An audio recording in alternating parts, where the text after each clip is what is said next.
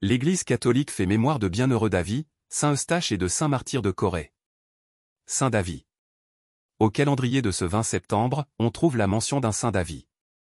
Il s'agit du nom de famille d'un bienheureux Jean Davy, martyr à Londres au XVIe siècle.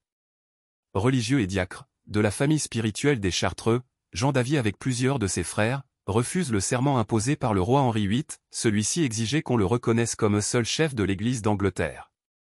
Le frère Jean Davy fut condamné à un supplice particulièrement atroce et prolongé, le prisonnier était traîné sur une claie, clôture de bois ou de métal, jusqu'à la potence, pendu et ensuite dépendu, à moitié étranglé, enfin, la tête tranchée et le corps équarri comme un animal à l'abattoir.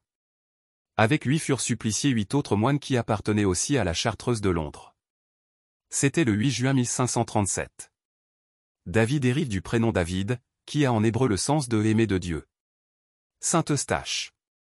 Un jour, ce général romain du nom de Placide reçoit une vision d'un cerf portant entre ses bois une croix lumineuse. Suite à cette vision, saint Eustache décide de se convertir et de prendre le nom de baptême d'Eustache.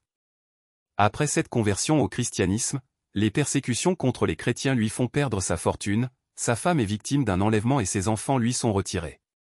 Quelque temps après, saint Eustache est alors tué avec le reste de sa famille, il meurt brûlé vif dans un bœuf en bronze, victime des persécutions romaines. Saint Martyr de Corée. Aujourd'hui, la liturgie se souvient aussi des saints martyrs de Corée. Les églises du Japon, de Chine, du Vietnam, de Corée ne le cèdent en rien, quant au nombre et à l'héroïsme de leurs martyrs, au témoignage de l'Église des premiers siècles.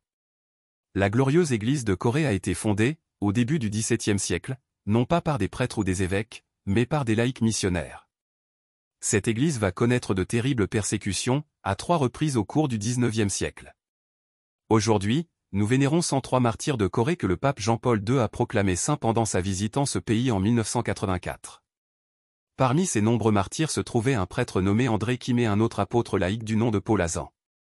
Bienheureux Davy, saint Eustache, saint martyr de Corée, priez pour nous.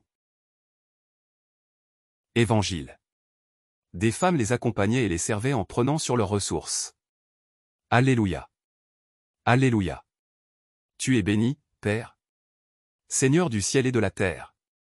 Tu as révélé au tout-petit les mystères du royaume. Alléluia. Évangile de Jésus-Christ selon saint Luc. En ce temps-là, il arriva que Jésus, passant à travers villes et villages, proclamait et annonçait la bonne nouvelle du règne de Dieu.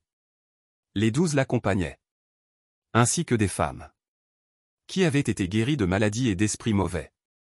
Marie, appelée Madeleine, de laquelle étaient sortis 7 démons. Jeanne, femme de Cousa, intendant d'Hérode. Suzanne, et beaucoup d'autres, qui les servaient en prenant sur leurs ressources. Acclamons la parole de Dieu. Louange à toi Seigneur Jésus.